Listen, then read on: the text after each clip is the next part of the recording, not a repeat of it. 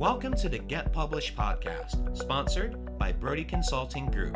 To get more information about our publishing and coaching services, go to getpublishedpodcast.com. Hello, I am Paul Brodie, and thank you for joining us for another episode of the Get Published podcast, where we help authors get published with a proven system that works. Today, we're being joined by Yani Payne, author of In the Shadow of a King. Yani, welcome to the show. Hey, thanks for having me. You ready to get started?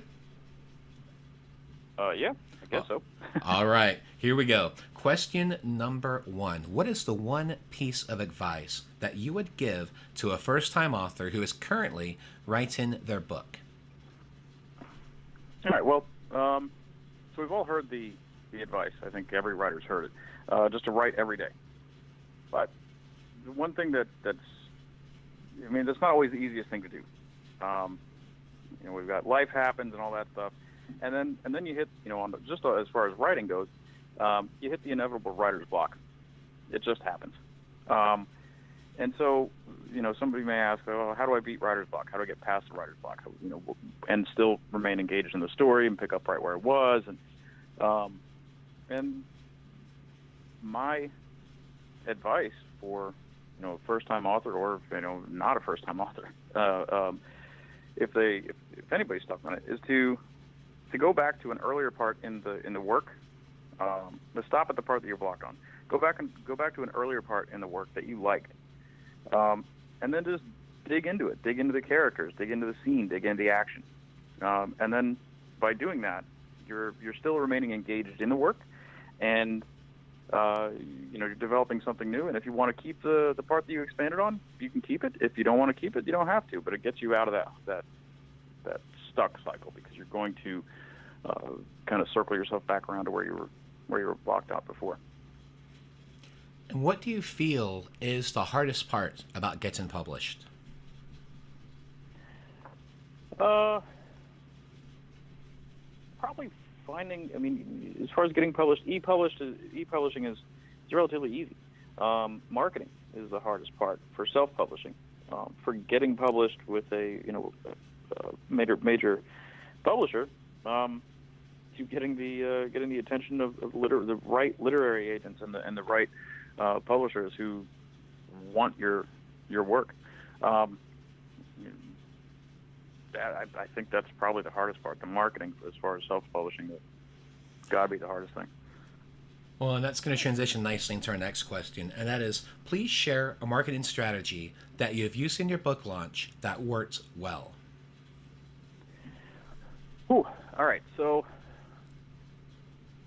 when I wrote In the Shadow of a King, I wrote it a long time ago. I wrote it in 2004, and I sat on it for about 10 years. Didn't do anything to it. Edited a bit here and there.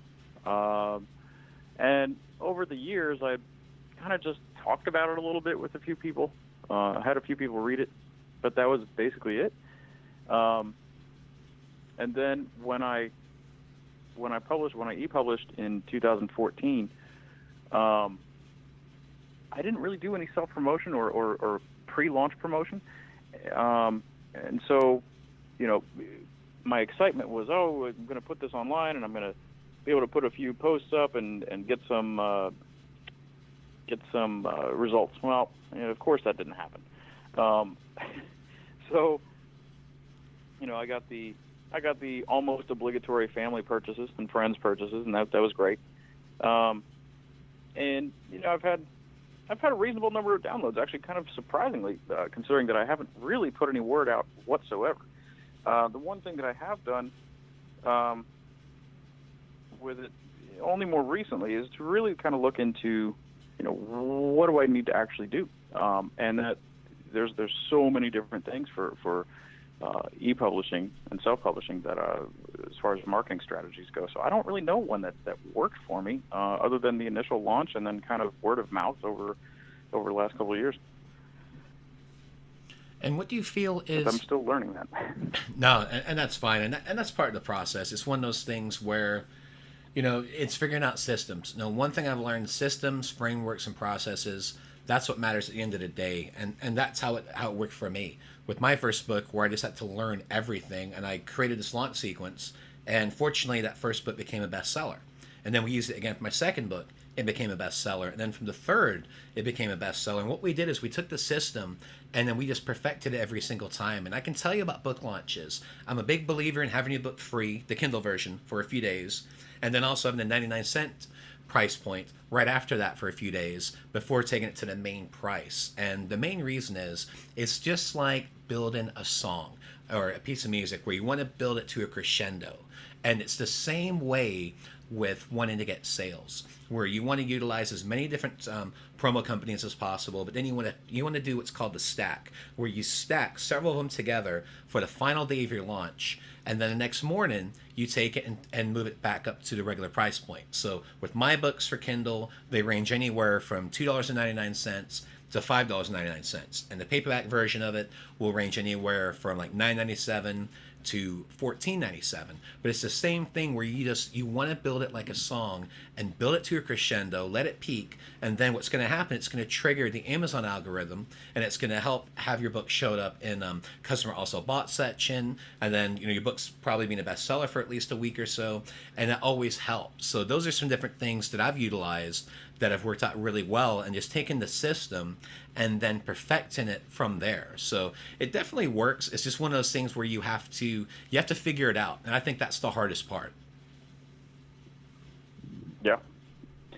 Yeah, well, it's definitely something I'll have to follow up with you on, because, just at this point, it's, it hasn't been my main focus. It's always been like, hey, I'm gonna put this out. If people pick it up, they pick it up. If they don't, whatever.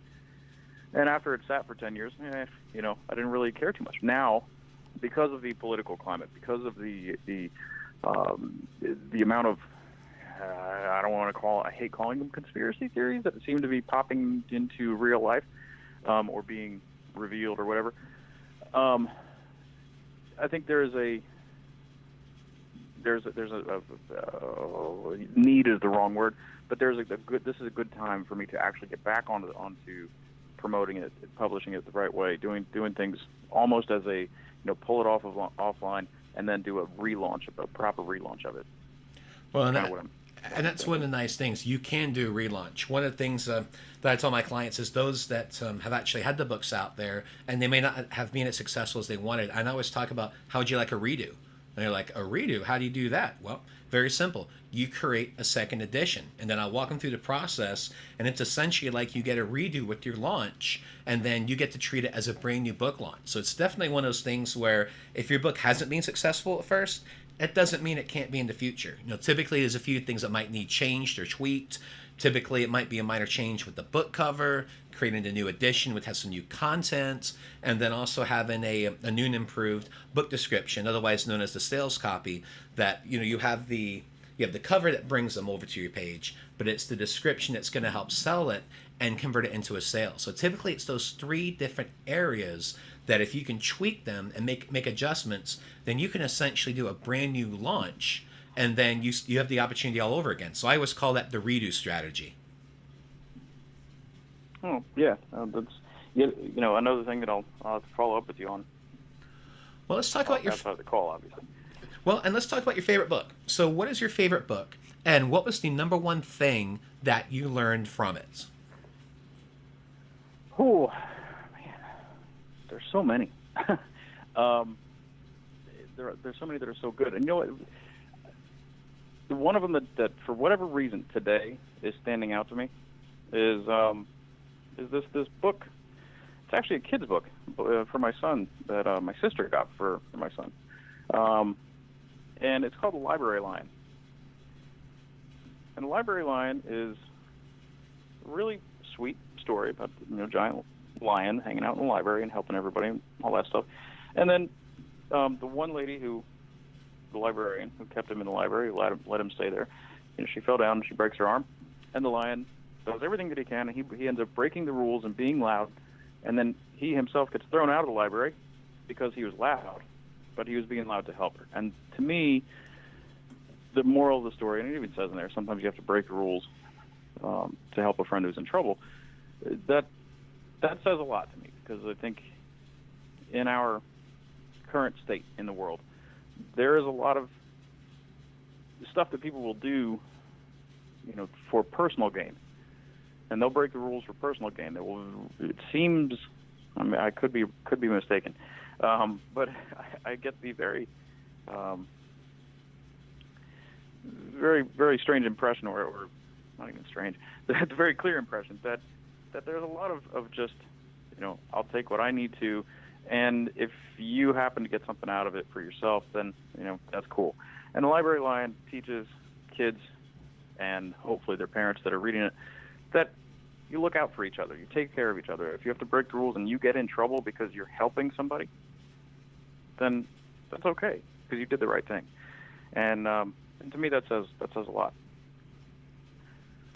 Well, Yani, for a final question, what is your favorite quote and why? Oh, it's another one. There's a lot of quotes out there that are excellent.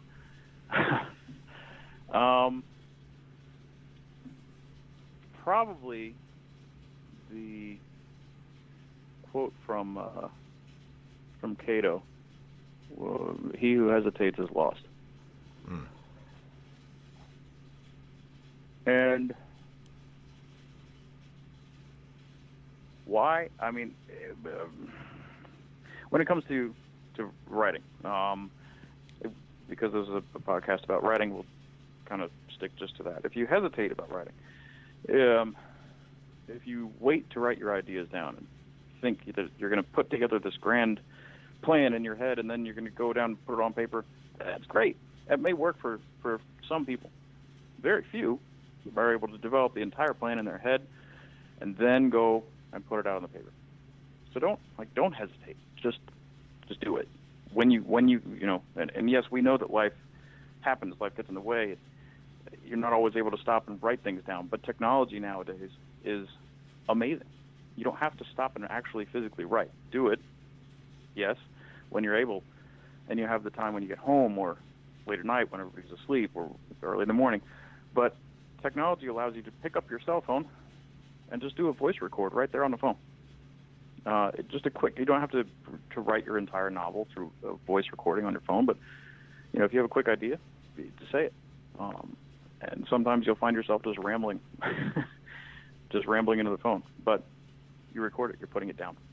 Well, and you bring up two great points. One, and this is probably the main theme of this show and the 50 some odd episodes that we've done, and that is done is better than perfect. And then the next part of that is one of the tools that I always recommend to my clients, especially my business owners, is download the Rev app, REV, the Rev Audio app. Do your audio recordings.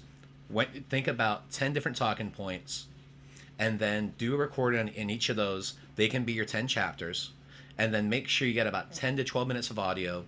And then when you have that, you hit stop, you hit the transcribe button, and Rev charges $1 per minute of transcription. And it's one of the easiest ways to get your book done. Now, is it going to be absolutely perfect? No, but at least it can be that first draft where you can get it out there, you can clean it up, send it to your editor, and then at least you have it out there, because done is better than perfect.